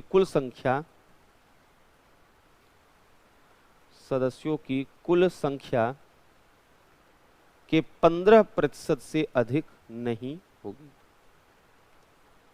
अब देखिए बेयर एक्ट पढ़ने का फायदा क्या होता है ये भी आपको बताते चलते हैं, इसलिए मैं बार बार ये आपको दिखाता चल रहा हूं, क्योंकि बहुत से लोगों ने इस तरीके के छोटे छोटे क्वेश्चन जब आते हैं, वैसे तो सारी चीजें आप बुक में मिल जाएंगी, लेकिन कुछ ऐसी चीजें जो बुक में नहीं मिलती और कई बार वहां से क्वेश्चन बन जाता है।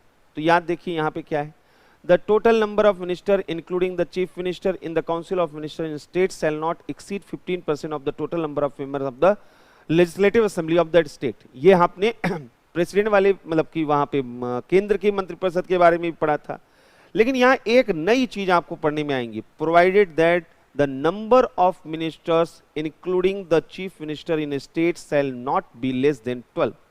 यही क्वेश्चन पीसीएस में आया हुआ था, यूपी पीसीएस में, और बहुत से लोगों का ये क्वेश्चन या अधिकांशतः लोगों का जिनका सही भी हुआ वो तुक्के में सही हुआ, बहुत कम लोगों ने इस तथ्य को पढ़ा हुआ था।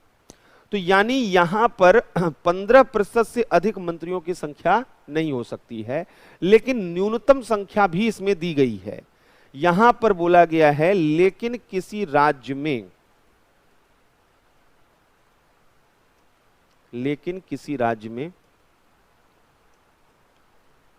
मुख्यमंत्री सहित मंत्रियों की संख्या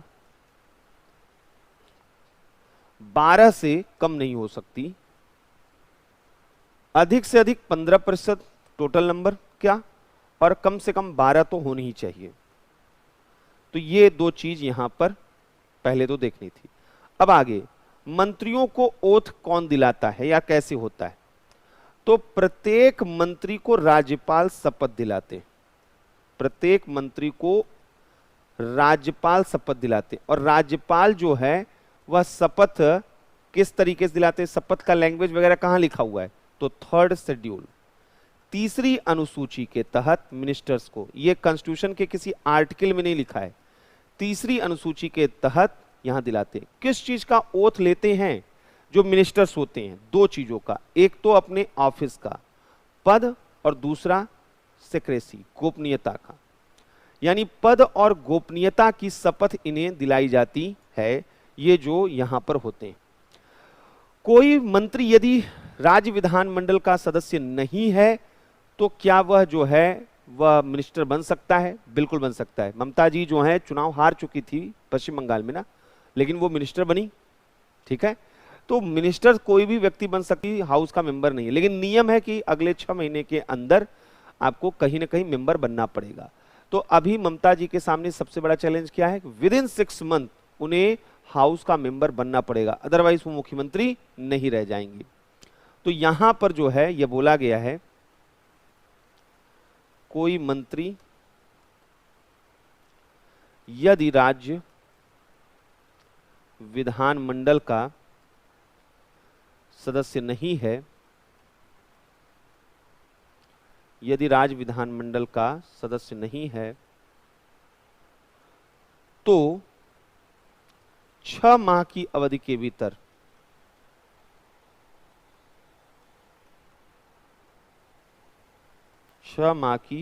के दौरान किसी सदन का सदस्य हो जाना चाहिए, अन्यथा वह मंत्री नहीं रहेगा।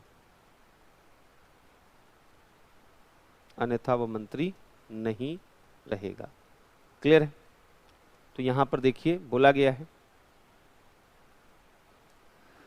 तो यहां पर जो है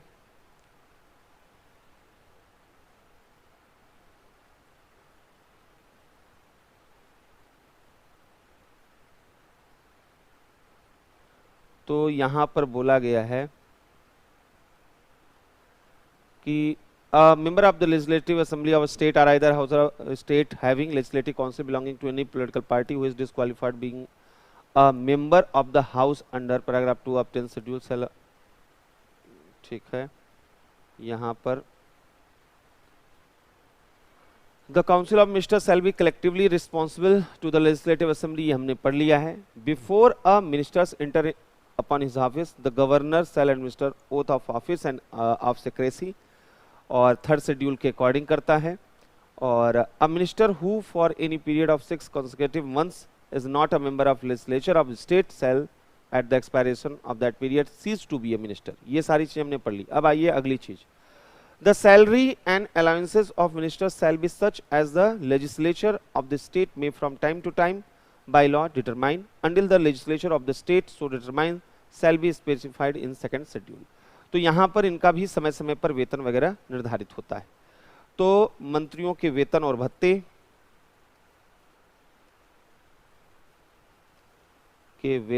भत्ते विधानमंडल की विधि द्वारा निर्धारित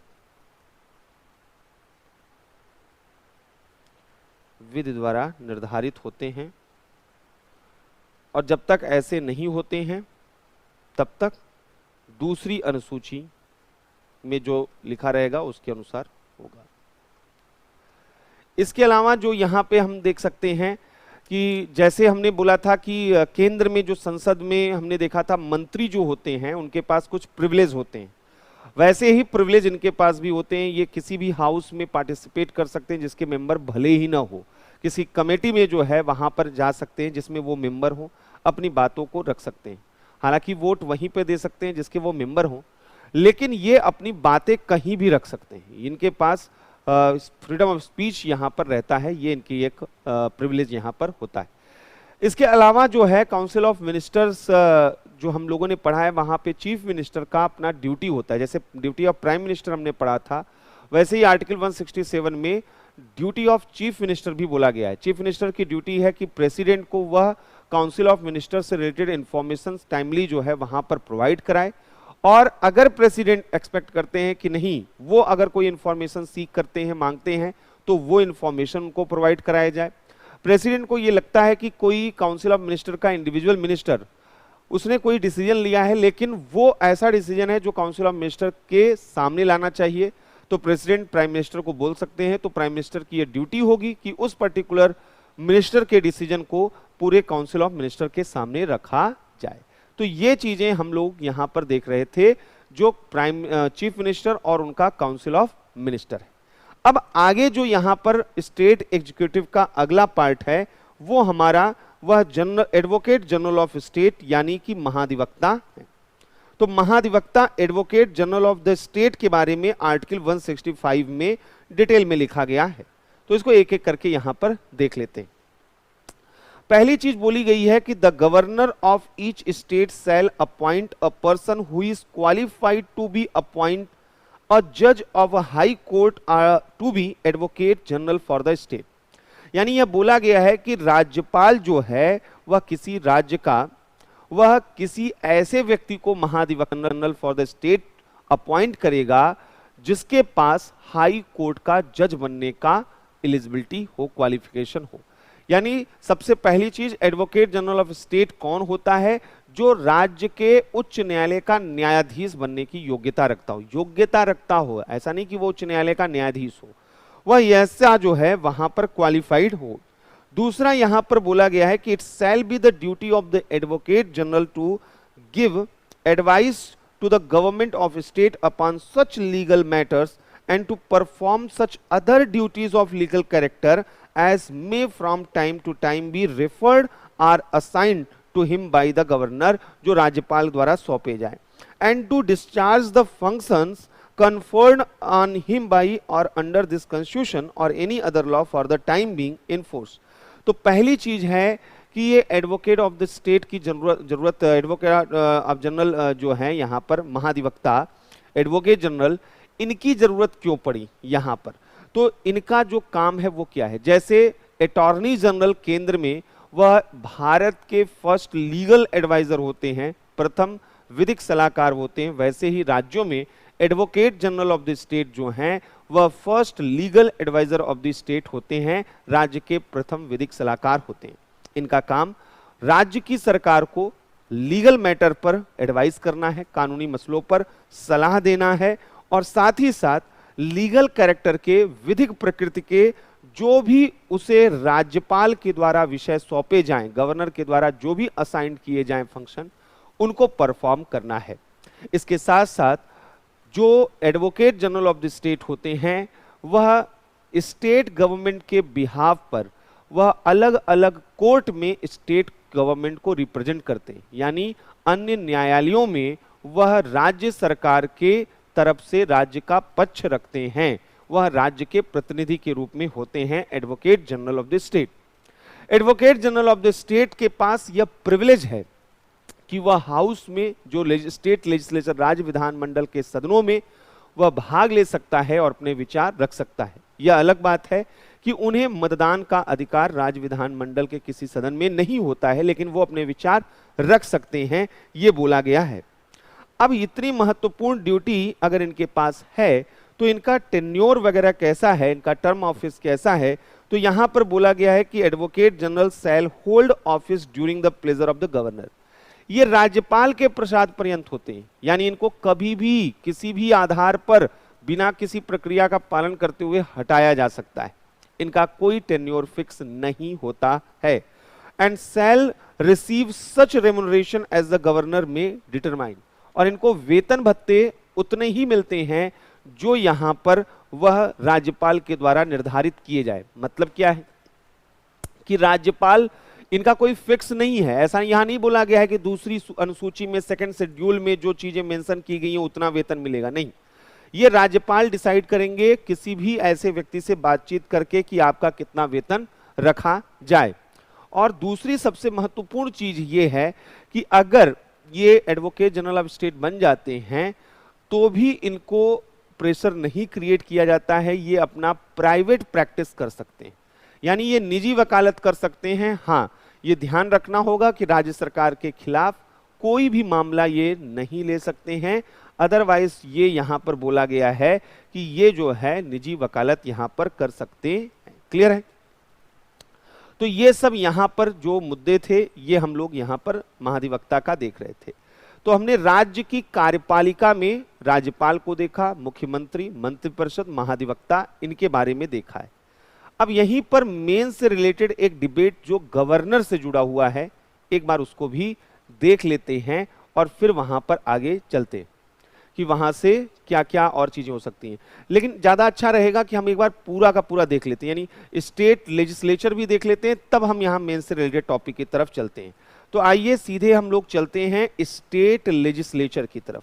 राज्य विधानमंडल कैसे क्या काम करता है, जैसे हमने पार्लियामेंट पढ़ा था, लोकसभा राज्यसभा, वैसे ही स्टेट लेजिस्लेचर के बारे में पहले पढ़ लेते हैं, तब हम लोग आगे चलते हैं, क्योंकि ये थोड़ा सा टेक्निकल है और यहाँ कई बार कंफ्यूजन जो है बहुत ज्यादा वह लोगों को होता है। तो जरूरत इस बात की है कि कोई कंफ्यूजन यहाँ पर क्या हो न हो। अब देखिए यहां पर जो है, ये यहां पर जो है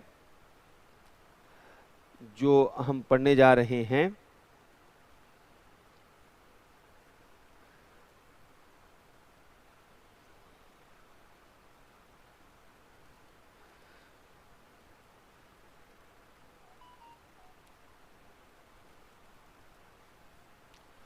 तो हम यहां पर हिंदी वाला वर्जन भी ओपन कर देते हैं, इसलिए क्योंकि हिंदी वर्जन जो है वो ज्यादा क्या है यहां पर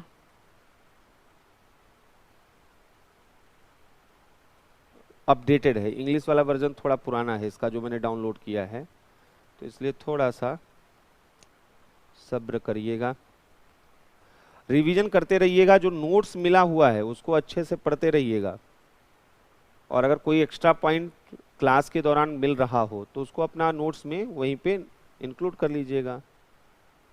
लेकिन अगर अच्छे से एक बार मेहनत करेंगे तो यहाँ से, और ये मत समझिए कि क्लास में जो पढ़ा दिया गया बस वही अल्टीमेट है और वहीं तक हमको कन्फाइंड रहना है, बिल्कुल भी नहीं। आप जो है, अगर आपके पास कोई बुक है, आप इतनी चीजें, मतलब जो क्लास में बताई जा रही है, पहला प्रायोरिटी होना चाहिए रटा होना चाहिए। अगर आप क्लास में ही इतनी चीजें बताई जा रही हैं, अगर इतनी ही चीजें आपकी समझ में नहीं है, तो फिर आप 10 किताबें 20 किताबें पढ़िए, उससे क्या लेना देना है। तो पहला तो फोकस ये होना चाहिए कि क्लास में बताई हुई चीजें बिल्कुल आपके दिमाग में छपी हुई होनी चाहिए। और फिर कोई भी बुक वगैरह, कोई भी जो है चीजें, बहुत से आजकल चल रहे हैं मटेरियल, वो इनहेंस करने के लिए होना चाहिए। मतलब जैसे आपने अब ये पढ़ लिया, प्रेसिडेंट मान लीजिए हमसे आपने पढ़ लिया, तो प्रेसिडेंट एक दो बार रिवीजन कर लिया, फिर आप कोई भी किताब उठा लीजिए, कुछ भी आप देखेंगे तो आपको लगेगा अरे ये तो पढ़ा हुआ है, ये भी पढ़ा हुआ है, अरे नहीं ये कोई मतलब नहीं है, ये कोई मतलब नहीं, हाँ ये एक पॉइंट मिला, इसको हम ऐड कर लेते हैं अपने साथ। तो ये काम आप करना आपको चाहिए। अब होता क्या आपका कि आप जब इसको आधा अधूरा पढ़े रहते हैं, कोई और किताब भी पढ़ रहे हैं, कोई तीसरी चीज भी पढ़ रहे हैं, तो आप समझ ही नहीं पाते कि मुझे क्या मालूम क्या चीज पढ़ना क्या नहीं पढ़ना है, तो आपका स्पीड हो जाता है बहुत धीमा और आप टाइम टेकिंग आपके लिए काम हो जाता है। तो चीजों को रटने की कोशिश जरूर कीजिए। देखिए आर्टिकल 168 में जो है बताया गया है कि राज्यों के विधानमंडल का गठन कैसे होता है। इसमें बताया गया है कि प्रत्येक राज्य का एक अपना विधानमंडल होता है। प्रत्येक राज्य का एक विधानमंडल होता है जो एक राज्यपाल, और राज्यपाल के साथ साथ कुछ राज्यों में यहां पर बताया गया है कि 2 सदन और कुछ राज्यों में 1 सदन होता है। जिन राज्यों में 2 सदन की बात की गई उनमें आंध्र प्रदेश, बिहार, मध्य प्रदेश, महाराष्ट्र, कर्नाटका, तमिलनाडु, तेलंगाना और उत्तर प्रदेश की बात की गई है। अभी इसमें बहुत से चेंजेस आने वाले हैं, इसलिए एग्जाम के ठीक पहले थोड़ा सा वेट आपको करना होगा कि क्या कोई चेंज आ रहा है, क्योंकि वो फिर आपके लिए क्वेश्चन बन सकता है। आपने सुना होगा वेस्ट बंगाल में भी ये कवायद चल रही है कि वहां पर एक लेजिस्लेटिव काउंसिल लाया जाए, एक विधायी परिषद, विधान परिषद वहां पर लाया जाए। तो अनुच्छेद 168 कहता है कि राज्य विधान मंडल जो है, राज्य विधान मंडल, एक तरफ राज्यपाल और दूसरी तरफ कुछ राज्यों में विधानसभा और विधान परिषद और अन्य राज्यों में विधानसभा। मतलब अधिकांश राज्यों में ये क्या है, विधानसभा है। कुछ ही राज्य हैं जहां पर विधान परिषद हैं। तो कुछ राज्य जहां विधान परिषद हैं वो कौन से हैं? तो विधान परिषद जो हैं अभी फिलहाल 7 राज्यों में, 7 स्टेट हैं जहां पर विधान परिषद देखने को मिल रहे हैं। जम्मू और कश्मीर में भी विधान परिषद था, लेकिन अभी क्या हो गया, जम्मू और कश्मीर तो राज्य नहीं रहा, यूनियन टेरिटरी हो गया। तो जैसे बिहार, अभी भी यहां पर लेजिस्लेटिव काउंसिल है। कर्नाटका, यहां पर तेलंगाना, महाराष्ट्र, उत्तर प्रदेश,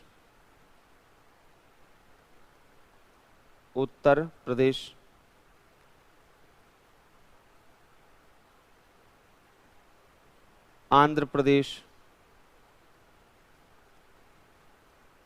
प्रदेश और यहाँ पर जो है एक मध्य प्रदेश में होना चाहिए। अभी थोड़ा सा एक कंफ्यूजन है, वो आप एक बार चेक कर लीजिएगा। मध्य प्रदेश और तमिलनाडु में से किसी एक जगह जो है वह नहीं रहा है। 1 2 3 4 5 6 7 8, इसमें 8 राज्यों में को इन्होंने शो किया हुआ है। ये तो पुराना है, ठीक है। तो एक थोड़ा सा कल हम इसको आपको अपडेटेड वाला बता देंगे, क्योंकि आंध्र प्रदेश में प्रस्ताव आया हुआ था इसको हटाने का, अभी पिछले साल ही आया हुआ था। तो फिर वो हटा या नहीं हटा हम एक बार कंफर्म करके कल आपको बता देंगे। तो ये टेंटेटिव यहाँ पे रखिएगा, कल इसी पेज पे हम फिर इसको आएंगे, इसको सही कर देंगे। क्लियर है? अब आइए अगला यहाँ पर देखिए क्या है। आर्टिकल 168 में तो हमने ये पढ़ा कि कुछ राज्यों में एक हाउस है, किसी में 2 हाउस है। आर्टिकल 169 से हम स्टार्ट करते हैं। आर्टिकल 169 ये कहता है कि जहां पर लेजिस्लेटिव काउंसिल है तो लेजिस्लेटिव काउंसिल को कैसे एबॉलिश किया जाता है या कैसे क्रिएट किया जाता है। और ये मोस्ट इंपॉर्टेंट इस साल के लिए क्वेश्चन है, इसलिए थोड़ा आराम से इसको समझिएगा। इसमें कहा गया है कि for the abolition of the legislative council of a state having such a council or for the creation of such a council in a state having no such council, if the legislative assembly of the state passes a resolution to that effect by a majority of the total membership of the assembly and by a majority of not less than 2/3 of the members of the assembly present and voting। तो यहां पर बोला गया है कि article parliament में by law provide for the abolition of legislative of a state, यानी यहां पर जो सबसे इंपॉर्टेंट चीज है कि संसद के द्वारा लेजिस्लेटिव काउंसिल को क्रिएट और एबॉलिश किया जा सकता है, लेकिन पार्लियामेंट ये काम तब तक नहीं करेगा if the legislative assembly of the state, अगर उस राज्य की लेजिस्लेटिव असेंबली स्पेशल मेजॉरिटी से एक रेजोल्यूशन पास करे और पार्लियामेंट से ये रिक्वेस्ट करे कि आप हमारे यहां पर वह एक लेजिस्लेटिव काउंसिल बनाइए। लेजिस्लेटिव काउंसिल किसी भी स्टेट में बनाना है, जैसे वेस्ट बंगाल में अभी वहां पर केवल असेंबली है, तो अब अगर वेस्ट बंगाल में जो है वहां पर चाहिए कि एक विधान परिषद बनाया जाए, तो अब उस विधान परिषद बनाने के लिए वहां की असेंबली, लेजिस्लेटिव असेंबली, वह पहले स्पेशल मेजॉरिटी से वह प्रस्ताव पारित करेगी और तब संसद सामान्य बहुमत से कानून बनाकर वहां विधान परिषद बना सकती है, या जहां विधान परिषद नहीं है उसको खत्म कर सकती है। तो आर्टिकल 169 से हम स्टार्ट करते हैं, और वो क्या है? राज्य विधान परिषद का सृजन और उत्साजन का एबोल्यूशन यानी उत्सादन, और क्रिएशन यानी सृजन, ये कैसे होता है? तो हमने कहा कि ये कैसे होता है, तो पार्लियामेंट के लॉ के थ्रू, संसद विधि द्वारा ऐसा कर सकती, संसद विधि द्वारा ऐसा कर सकती। लेकिन तब जब राज्य विधानसभा इस संबंध में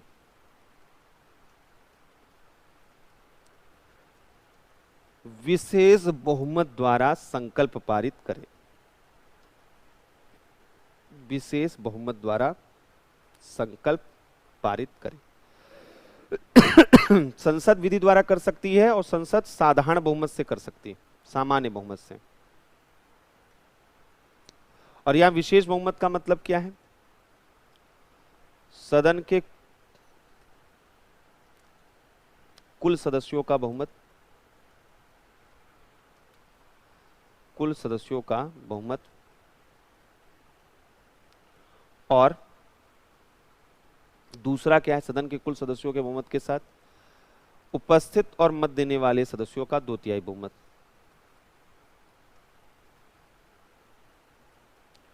उपस्थित और मत देने वाले सदस्यों का 2/3 बहुमत। अब यहां से आगे चलते हैं, और वो क्या यहां पर आर्टिकल 170 से हम स्टार्ट करते हैं। लेजिस्लेटिव असेंबली के बारे में पहले देखेंगे, विधानसभा के बारे में देखेंगे, क्या है विधानसभा के बारे में, कंपोजिशन वगैरह क्या है उनका, उनके बारे में देखेंगे। यहां पर बोला गया है कि 500, सब अधिक से अधिक 500 लोग हो सकते हैं विधानसभा में, किसी भी विधानसभा में, और लेस देन 60 मेंबर, कम से कम 60। ये यहां पर ये नियम है। तो राज्य विधानसभा के बारे में संविधान क्या कहता है?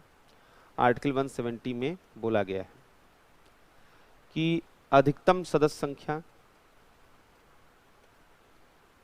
अधिकतम सदस्य 500 हो सकते हैं। अभी तक किसी की भी विधानसभा में 500 सदस्य नहीं है, सबसे अधिक उत्तर प्रदेश में 403 यहां पर है, और किसी भी विधानसभा में इससे अधिक सदस्य नहीं। न्यूनतम सदस्य कितने हो सकते हैं विधानसभा में? 60। अधिकतम 500, न्यूनतम 60। लेकिन न्यूनतम का कुछ वायलेशन हुआ है। सिक्किम, अरुणाचल प्रदेश,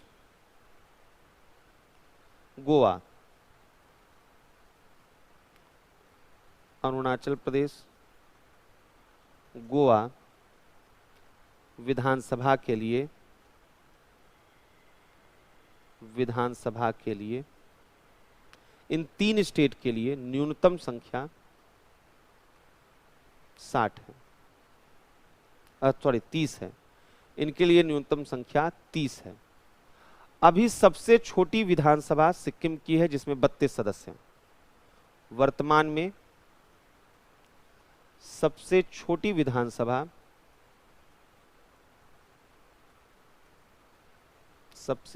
विधानसभा सिक्किम की है, जहां 32 सदस्य, 32 मेंबर। अब विधानसभा का जो निर्वाचन होता है, इलेक्शन होता है, वह प्रत्यक्ष निर्वाचन होता है यहां पर। और ये कैसे होता है? तो देखिए, each state shall be divided into territorial constituency. विधानसभा का जो चुनाव होता है उसमें क्या होता है? अलग अलग जो हैं प्रादेशिक निर्वाचन क्षेत्र में राज्य को बांट दिया जाता है, जितनी सीटें उतने बांट दिया जाता है। और ये जो बंटवारा होता है पॉपुलेशन के जो है प्रोपोर्शनिएट वहां पर होता है। तो मतलब हर एक निर्वाचन क्षेत्र की जनसंख्या लगभग एक जैसी होनी चाहिए। पॉपुलेशन का मतलब क्या है यहाँ पर, तो 1971 का ही पॉपुलेशन अभी फिलहाल चल रहा है। ये कब तक चलेगा, 2026 के बाद, जब तक आंकड़े नहीं आते हैं। 2026 के बाद जो आंकड़े आएंगे वहां पर वो देखे जाएंगे।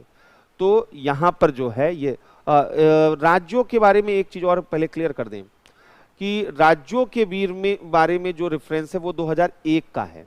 संसद के बारे में लोकसभा राज्यसभा में जो जनगणना है उसके लिए 1971 की जनसंख्या को अभी तक आधार बनाया गया है। लेकिन याद होगा तो हमने आपको बताया था कि जब चौथा परिसीमन आयोग बना था तो उसके रिकमेंडेशन के आधार पर उस वक्त संसद के लिए परिसीमन तो वही 1971 की जनगणना को ही बेस बनाया गया, लेकिन राज्यों के स्तर पर वह बदल दिया गया और 2001 को आधार बना लिया गया है। तो ये एक तो यहां पर बोला गया है, तो ये इसके बारे में यहां पर देखा गया। अब आते हैं यहां पर जो है वह विधान परिषद के बारे में। The total number of members in legislative council of state having such a council shall not exceed 1/3 of the total number of members in legislative assembly of the state। तो इनका मैक्सिमम बोला गया है कि विधानसभा के कुल सदस्यों का 1/3 और न्यूनतम बोला गया है 40। विधान परिषद के बारे में अगर देखें तो विधान परिषद और विधान परिषद में विधानसभा में यही अंतर है। तो विधान परिषद की अगर हम बात करें तो यहां पर अधिकतम सदस्य कितने हो सकते हैं, मैक्सिमम मेंबर कितने हो सकते हैं, विधानसभा के कुल सदस्यों के 1/3 यहां पर हो सकते, और न्यूनतम सदस्य कितने हो सकते हैं, 40। अभी जब तक जो है यहाँ पे जम्मू और कश्मीर विधान परिषद था तो वहां पे ये नियम टूट रहा था, वहां पे केवल 36 सदस्य विधान परिषद में थे, लेकिन अब वहां पर विधान परिषद तो है नहीं, तो ये नियम इसी नियम से काम करता है। जैसे यूपी है तो यूपी में 100 मेंबर हैं, विधान परिषद जो उत्तर प्रदेश का है उसमें 100 सदस्य वहां पर हैं। तो बोला गया है कि 1/3 से अधिक नहीं हो सकते हैं, 40 से कम नहीं हो सकते हैं। जो सबसे मुश्किल काम है वो मुश्किल काम है कि विधान परिषद का चुनाव कैसे होता है। लेकिन आज क्लास को यहीं पे रोकूंगा, अभी उस एनर्जी के साथ नहीं बता पाऊंगा तो आप समझ नहीं पाएंगे। थोड़ा कॉम्प्लिकेटेड लेकिन इंपॉर्टेंट क्वेश्चन है ये वाला, जो पोर्शन है विधान परिषद वाला। 1-2 क्वेश्चन आते हैं और ये ऐसे क्वेश्चन आ जाते हैं कि आप अमूमन गलत कर जाते हैं। अब ये कल बताऊंगा विस्तार से कि कैसे जो है विधान परिषद का वहां पर चुनाव होता है, कैसे विधान सभा विधान परिषद के रिश्ते होते हैं, कानून कैसे बनता है, राज्यपाल की भूमिका पर भी कल बात करेंगे। और कल न्यायपालिका शुरू हो जाएगा। कल हम लोग supreme court, high court, subordinate court इनके बारे में पढ़ना शुरू करेंगे। Thank you.